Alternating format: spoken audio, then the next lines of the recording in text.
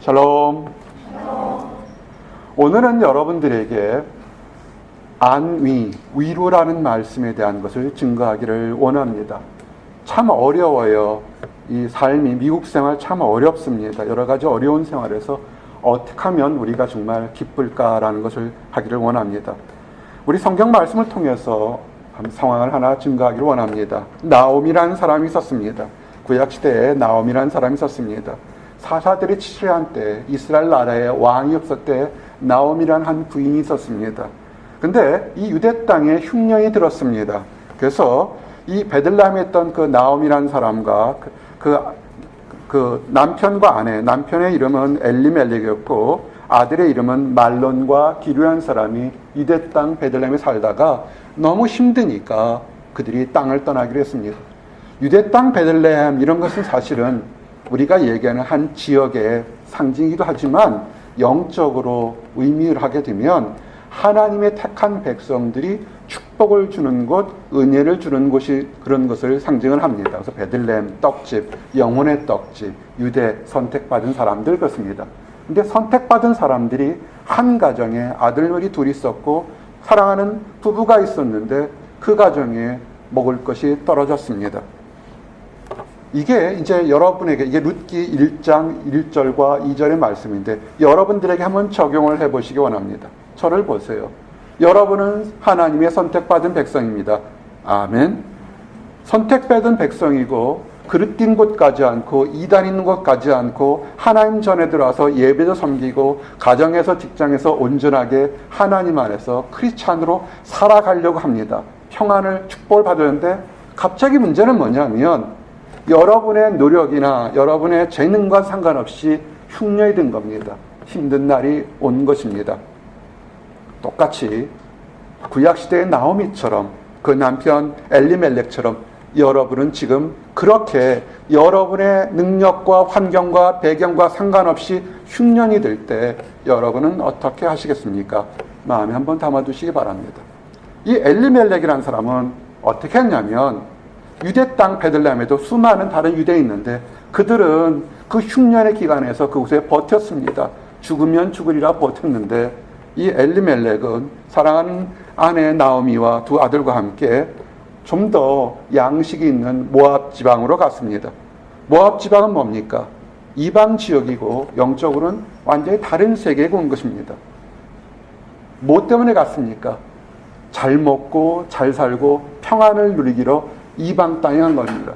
이방 땅은 크리스찬들에게 항상 도전과 유혹의 땅이 됩니다. 왜냐하면 하나님을 섬기는 것이 아니기 때문에 그렇습니다.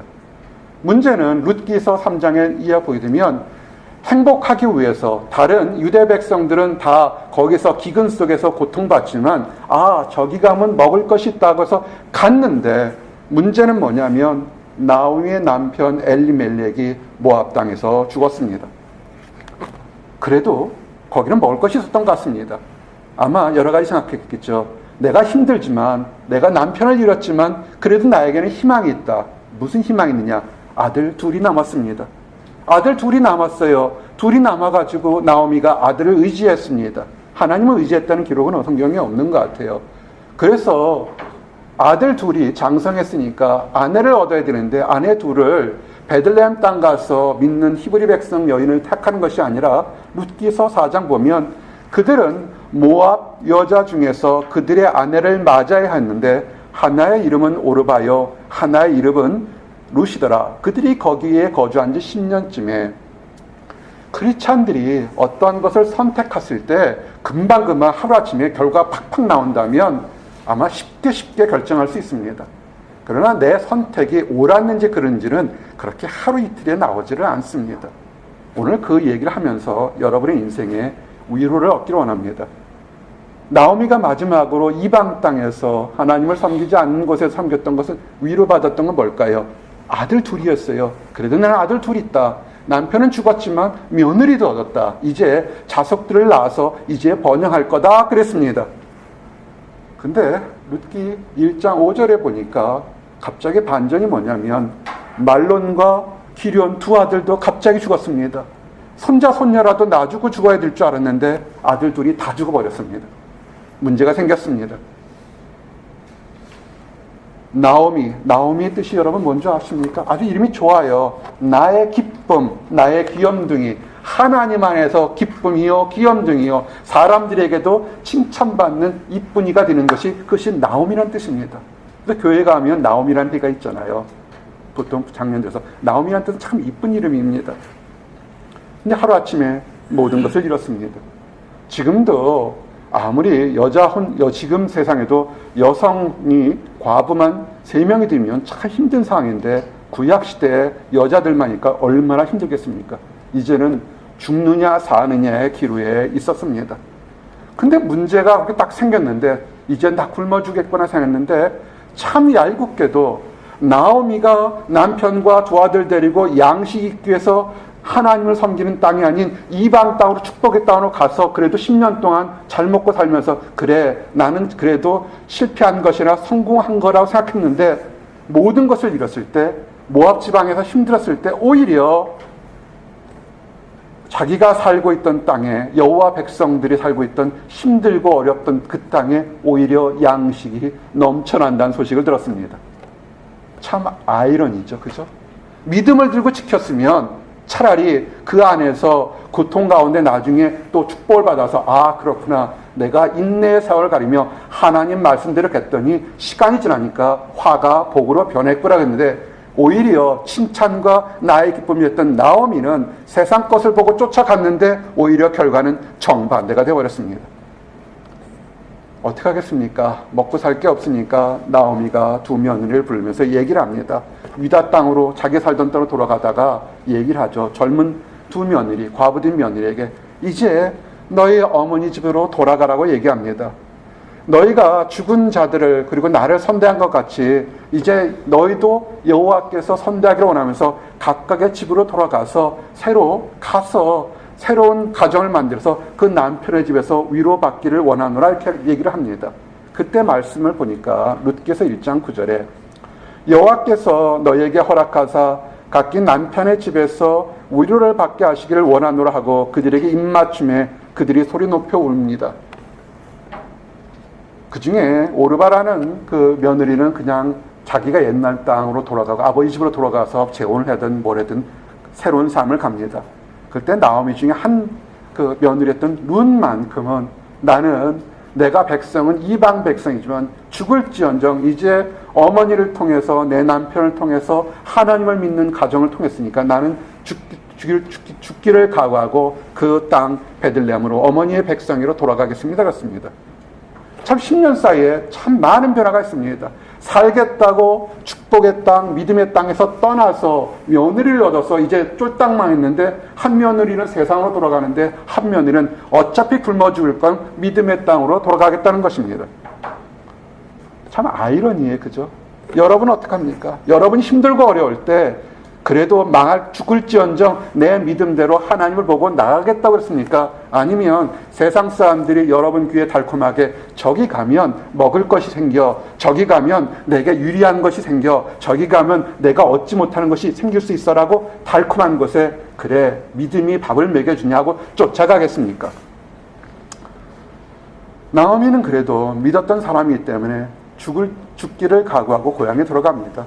뭐가 어떻게 되겠지 하는 하나님의 아내의 생각도 있겠지만 어차피 죽을 거면 내가 믿음의 땅, 고향 땅에 돌아가기로 합니다.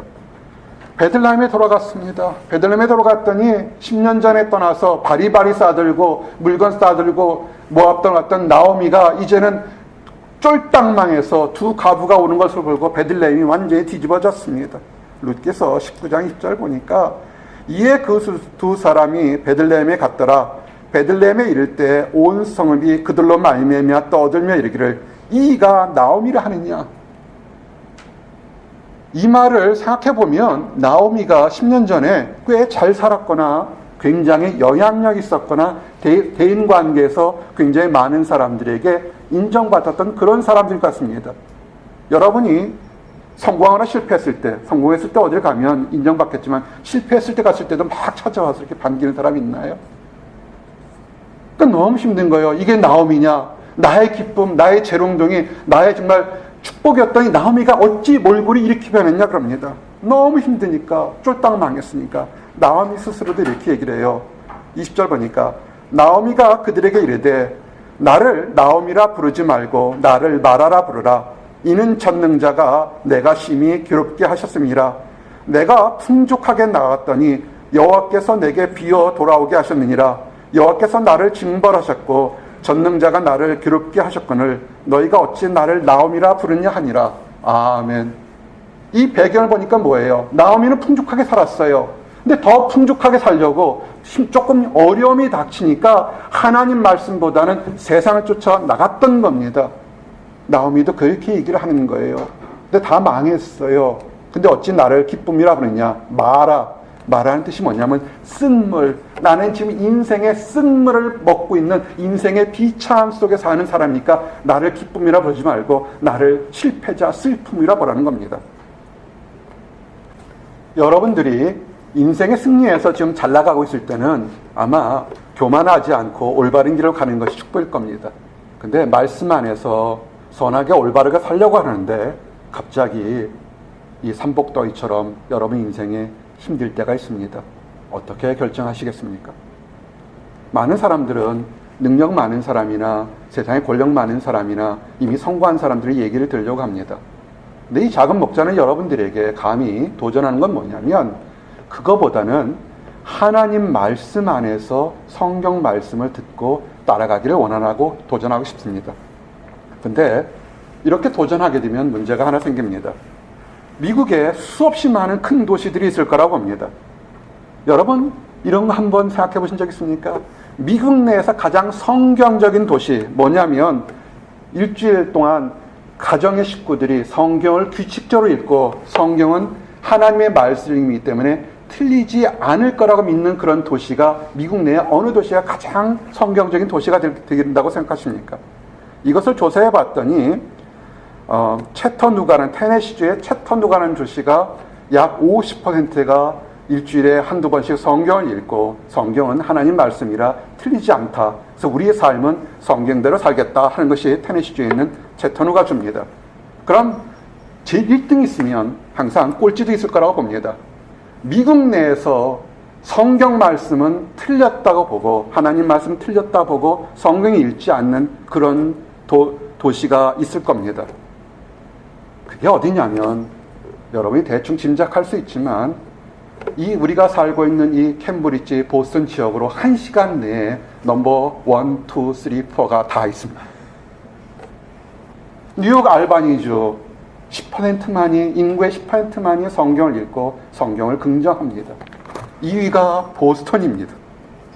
3위가 바로 여기서 1시간도 안 되는 이 뉴잉글랜드 지역 매스주의 배드포드입니다. 4위가 바로 여기서 1시간 위로 떨어지면 맨체스터 뉴햄프셔입니다. 내가 여러분들에게 인생의 위기에 성경 말씀으로 도전합니다라고 했던 것이 뭐냐면 우리는 지금 마치 모압 땅에 있는 것처럼 인생의 위기에 있을 때 어떻게 내가 살아갈까 생각할 때 수없이 많은 세상적인 가치관으로 이렇게 살아라 저렇게 살아라는 그런 가치관 속에 있습니다. 근데 나는 여러분들에게 10%가 되든 1%가 되든 50%가 되든 세월이 가도 변하지 않는 하나님의 말씀으로 여러분의 지금 어렵고 힘든 것에 진정한 위로를 어떻게 받는지를 증거하기를 원합니다. 이사야서 40장 7절 8절 말씀처럼 우리에게 주시는 말씀처럼 풀은 마르고 꽃은 시들면 여호와의 기운이 그 위에 붙음이라 이 백성은 실로 풀이로다. 풀은 마르고 꽃은 시드나 우리 하나님의 말씀은 영원히 서리라 하라. 아멘. 오늘 주셨던 말씀에 너희는 이 백성을 위로하라 할 때 위로할 수 있는 그 첫 번째가 뭐냐면 세상적으로 돈을 더 주거나 환경이 바뀐 것이 아니라 하나님 말씀으로 그들을 위로하라는 것입니다. 왜? 세월이 가도 하나님 말씀은 변하지 않으니까 변하지 않는 것으로 변해서 팔락팔락거리는 저 사람들을 위로하라는 것입니다. 하나님 말씀, 하나님은 어떤 분입니까? 여러분들을 위로하시고 여러분들을 보호하시는 가장 크고 위대하신 분입니다. 시편 18편 1절 2절이 뭡니까? 나의 힘이신 여호와여 내가 주를 사랑하나이다. 여호와는 나의 반석이시요 요새시요 나를 건지시는 이시요 나의 하나님이시요 내가 그 안에 피할 나의 바위시요 나의 방패시요 나의 구원의 뿌리시요 나의 산성이시로다. 아멘. 여러분이 지금 마음속에 흔들렸다면 세상에 주는 경험이나 가치관으로 그 위기를 극복하려고 그러기 때문에 힘든 겁니다. 성경은 얘기합니다. 여러분의 진정한 힘은 하나님께 있고 여러분을 흔들리지 않게 지켜주는 그루터기는 여호와가 반석이라고 얘기를 합니다. 그리고 여러분을 몸과 마음을 환경을 지켜주신 나의 산성이 되시는 분은 하나님이라고 얘기를 합니다. 이렇게 질문하는 사람이 있습니다. 그래도 나오미처럼 어릴 때부터 믿음 생활을 잘한 사람도 있지만 나는 중간에 이리도 가고 저리도 가고 다른 곳에 가서 넘어지고 타락도 했는데 나 같은 사람도 하나님이 나를 보호해 주시겠습니까? 믿음이 없는 사람, 나 같은 사람도 보호해 주시겠습니까? 나를 위로해 주겠습니까? 성경은 이렇게 얘기합니다. 변하지 않는 하나님의 말씀이 이사야서 42장 2절 3절 보니까 그는 외치지 아니하며 목소리를 높이지 아니하며 그 소리를 거리에 들리게 하지 아니하며 상한 갈대를 꺾지 아니하며 꺼져가는 등불을 끄지 아니하고 진실로 정의를 시행할 것이며. 아멘. 마치 정치인들처럼 선동가처럼 목소리를 높이면서 이렇게 바보처럼 이 귀를 잡아야 돼, 이 귀 잡지 못하면 너는 망하는 거야 하는 그런 선동가나 사기꾼처럼 높이지 않아도 마치 한여름이 너무 더워했을 때 갑자기 산들바람이 스며시 와서 우리의 몸과 마음을 시원하게 한처럼 부드러운 음성으로 여러분에게 얘기를 합니다. 상한 갈대 꺾지 않고 꺼져가는 촛불 끄지 않은 하나님이 힘들지? 나를 볼래? 내가 너를 사랑한다. 내가 너를 보호하겠다. 말씀하십니다. 그래서 하나님 마음이 합했던 믿음의 사람 다윗이 이렇게 고백할 수 있었던 겁니다. 시편 23편 4절에 내가 사망의 음침한 골짜기를 다닐지라도 해를 두려워하지 않을 것은 주께서 나와 함께 하심이라. 주의 지팡이와 막대기가 나를 안위하시나이다. 아멘. 이것이 나와 여러분의 고백이 되기를 원합니다. 지금 어려우십니까? 어린아이처럼 내가 하나님 믿으니까 금방 문제가 해결될 거라고 그렇게 생각하지 마십시오. 말씀을 잘 보십시오. 내가 사망의 그림자 속에 들어갔으니 주께서 나를 보호한다 하지 않고 사망의 골짜기라고 했습니다. 골짜기가 어떻습니까? 깊어요. 들어가면 언제 끝날지 몰라고 그 끝이 어딘지 모를 정도로 깊은 것이 골짜기입니다. 내일이 안 보여요. 이 골짜기 뒤에 뭐가 있을지 몰라요. 더 웅덩이가 파져 있을지 더 함정이 있을지 모른다고요. 하지만 내일 일을 어떻게 될지 모르지만 다윗이 찬양하며 갈 수 있었던 것은 모든 사람들이 나를 버릴지라도 나는 하나님과 함께 있으니까 나는 이 길을 즐겁게 갈 수 있다고 고백할 수 있었던 것입니다. 이것이 나와 여러분의 축복입니다. 너무 힘들어서 정말 힘든 사람들을 보신 적 있습니까? 목회를 하게 되면 힘든 사람과 정말 힘든 사람들을 보게 됩니다. 힘든 사람들은 어떻게 하냐면 나 힘들어요 라고 얘기합니다. 정말 힘든 사람은 입 밖에 힘들다는 얘기조차 못하고 그냥 한숨만 푹 쉬게 됩니다. 시편에도 그렇게 기록되어 있습니다. 시편 119편 81절 82절 보니까 나의 영혼이 주의 구원을 사모하기에 피곤하오나 나는 주의 말씀을 바라나이다. 나의 말이 주께서 언제나 나를 안위하실까 하면서 내 눈이 주의 말씀을 바라기에 피곤하니이다. 아멘. 처음엔 좀 어려운 것이 있을 때 하나님이 도와주실 거야, 약속대로 나를 보호하실 거야 그러는데 믿음으로 막 노력을 하는데도 전혀 하나님이 마치 주무시는 것처럼 출장 간 것처럼 잠자는 것처럼 전혀 대꾸하지 않을 때 있습니다. 실망하지 마십시오. 다윗도 그랬고요. 믿음의 사람들도 다 그랬어요. 얼마나 그 힘들었으면 하나님 내가 지금 죽게 됐으니 나를 구원해 주십시오라고 외쳤지만 그가 외쳤지만 너무 피곤할 정도로 외치고 바라봤지만 하나님은 응답하지 않으셨어요. 왜 그러셨을까? 다 이유가 있습니다. 하나님은 그 과정에 뭐 하냐면 말씀을 정말 피곤할 정도로 더 보고 하나님의 깊은 은혜를 깨닫기를 원했던 것입니다. 여러분, 우리가 힘들고 어려운 게 축복입니다. 아마 한국에 가뭄 때문에 난리 쳤는데 지금 비가 오고 있다고 합니다. 혹시 일가 친척 중에 농사 짓는 분 계시면 아마 그 비가 와서 가뭄이 다 해결되기를 원합니다. 1년 전에 이 작은 목자의 설교를 들으면 6월부터 9월 초까지 늘 빠지지 않고 있던 얘기가 하나 있습니다. 보스턴에 가뭄이 들었었습니다. 도시에 사는 사람들은 수도꼭지를 틀면 물이 콸콸 나오니까 가뭄이 든 것 같지 않지만, 내가 사는 외곽 들면 웬만한 호수들은 완전히 바닥에 완전히 말라서 풀밭으로 변했습니다. 사진들은 언제 보여드릴게요. 지금은 물이 찰랑찰랑 흐르지만 1년 전만 해도 완전히 풀밭으로 변했던 깊은 웅덩이 호수들이 있습니다.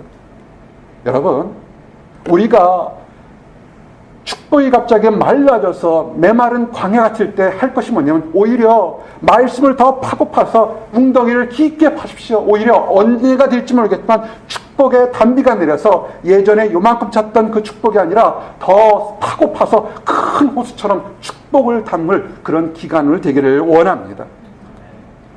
그리고 이럴 때 악한 것들이 여러분을 속입니다. 뭐냐면 네가 지금 힘든 거, 네가 어려운 거, 과거에 잘못한 것 때문에 지금 벌 받는 거야 라고 얘기를 합니다. 크리스찬이 잘못하면 벌을 받을까요? 안 받을까요? 벌을 받습니다.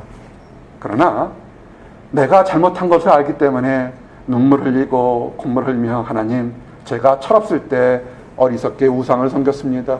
철없어서 실수했습니다. 잘 몰라서 알게 모르게 잘못했습니다. 용서해 주십시오 하고 회개했는데도 계속 하나님이 벌하지는 않습니다. 회개했으면 자유함을 얻으십시오. 이단이나 사이비들은 속입니다. 계속해서 정직함을 주려고 속입니다. 그러진 않습니다. 하나님은 정직함보다는 회개하고 새로운 축복을 맛보기를 원하는 것이 하나님입니다. 이사야서 12장 1절 2절에 그날에 내가 말하기를 여호와여 주께서 전에는 내게 노하셨사오나 이제는 주의 진노가 돌아셨고 또 주께서 나를 안위하시오니 내가 주께 감사하겠나이다 할 것이니라. 보라, 하나님은 나의 구원이시라. 내가 신뢰하고 두려움이 없으리니 주 여호와는 나의 힘이시며 나의 노래시며 나의 구원이시니라. 아멘. 잘못한 것이 있으면 회개하십시오. 회개하면서 하나님이 나를 용서하셔서 이제 더 큰 축복이 우리에게 임할 것을 오히려 찬송하십시오. 인내하십시오. 구원과 회복과 위로는 반드시 하나님이 옵니다. 왜냐하면 이 모든 과정을 통해서 나와 여러분의 입을 통해서 하나님께 영광 돌리게 하려는 것입니다.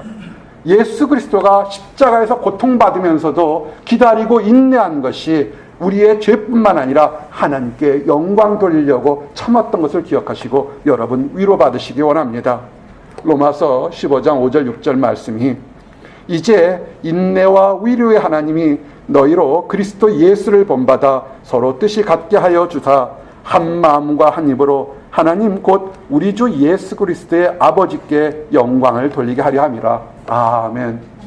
힘들고 어려워서 주여 위치고 크게 부르던 사람이 그 갈급한 큰 입이 하나님의 뜻은 뭐냐면 찬양하고 아버지 감사합니다. 내가 다 죽게 됐을 때 나를 버리시 않고 하나님께서 축복의 단비로 새 인생을 부르다고 더 큰 소리로 찬양하게 만들려는 것이 하나님의 뜻인 것입니다. 다윗처럼 하나님의 큰 축복을 주신 것입니다. 왜냐하면 여러분이 하나님의 자녀라면, 여러분이 하나님 안에서 죄 용서를 받았다면 하나님은 여러분을 버리지 않으십니다. 우리의 능력이 아니라 하나님의 자비와 하나님이 베푸시는 은혜인 것입니다. 하나님이 하시 못하는 것, 한번 택한 백성 버리지 않습니다. 속지 마십시오. 사이비들에게 속지 마십시오. 여러분은 하나님의 택한 백성이고 죄를 졌으면 회개하고 하나님 앞에 나가십시오.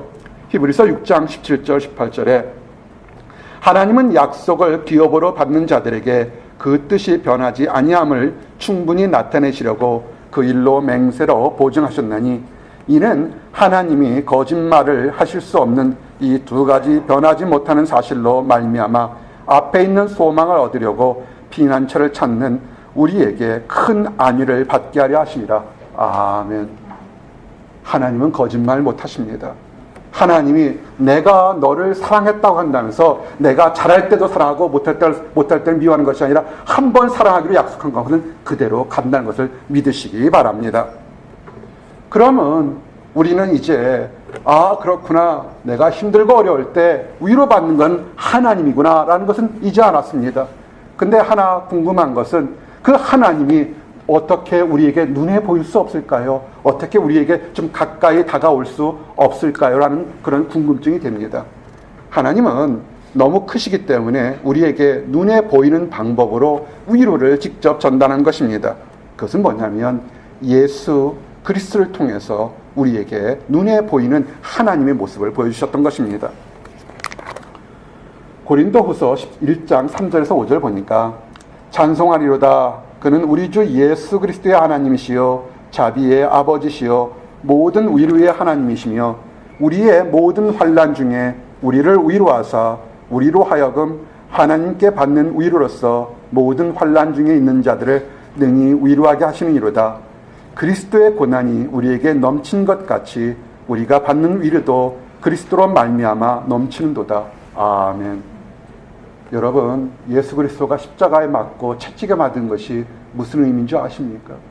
여러분의 고통보다 더한 고통을 받음으로 인해서 여러분이 하나님 안에서 준 위로를 받게 하는 하나님의 변장된 축복이었다는 것을 기억하시기 바랍니다.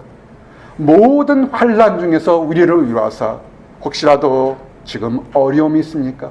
혹시라도 어려움보다 더 큰 답답한 환난이 있습니까? 그 환난의 가시 같은 것, 그 환난의 채찍 같은 것을 예수님이 대신 받으셨기에 여러분은 예수님을 믿고 나갈 때 위로와 새로운 소망을 얻을 수 있는 것입니다. 그런데도 궁금해하는 사람이 있습니다. 예수님은 2000년 전에 계셨잖아요. 나는 지금 보지 않는데 정말 예수님이 나를 위해서 죽으신 걸 어떻게 믿을 수 있겠습니까?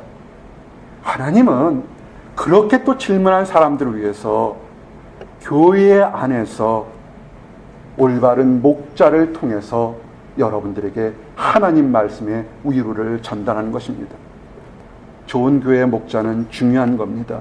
고린도후서 7장 5절 7절 우리가 마게도니아에 이르렀을 때 우리 육체가 편하지 못하였고 사방으로 환난을 당하여 밖으로는 다툼이요 안으로는 두려움이었더라. 그러나 낙심한 자들을 위로하시는 하나님이 디도가 오므로 우리를 위로하셨으니 그가 온 것뿐 아니요 오직 그가 너에게서 받은 그 위로로 위로하고 너의 사모함과 애통함과 나를 위하여 열심히 있는 것을 우리에게 보고함으로 나를 더욱 기쁘게 하였느니라. 아멘. 디도는 사도 바울의 동역자이며 또한 한 교회를 섬기는 사역자입니다. 사도 바울도 힘들고 어려울 때 하나님은 어떻게 그 위로를, 하나님이 내가 너를 환난 중에 있는 걸 아니 위로받으라 하는 것은 뭐냐면 또 다른 목회자, 또 다른 하나님의 목자를 통해서 교회 안에 그 받은 위로를 그대로 전달하는 것입니다. 힘드십니까? 해답이 나와 있습니다. 교회에 오십시오. 어두컴컴한 골방에 혼자 처박혀 있지 말고, 혼자 인터넷에 처박혀 있지 말고 교회에 들어와서 하나님의 말씀 안에 목회자를 통해서, 말씀을 통해서 위로받기를 원합니다. 또 이러면 질문하는 사람이 있습니다. 그건 너무 목회자 띄우는 거 아닙니까? 꼭 목회자만이 하나님의 말씀을 위로할 수 있습니까?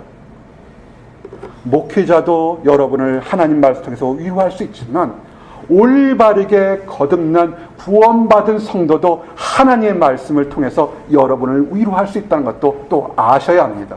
교회 안에서 골로새서 4장 11절에 보니까 유스도라 하는 예수도 너에게 문안하노라. 그들은 할례파이나 이들만은 하나님의 나라를 위하여 함께 역사하는 자들이니 이런 사람들이 나의 위로가 되었느니라. 아멘. 유스라는 청년이 있었어요. 유대인이고 할례파에서 율법을 강하게 믿었던 사람이었습니다. 그런데 그런 사람이 복음을 들고 완전히 변했습니다. 진정한 구세주는 예수 그리스도고 예수 그리스도의 보혈로 내가 구원 것을 받은 알았던 유수가 그것이 교회의 다른 많은 환난과 위험에 있는 사람들의 위로가 되었다는 것입니다. 지금 힘드십니까? 지금 하나님을 믿는데 힘드십니까?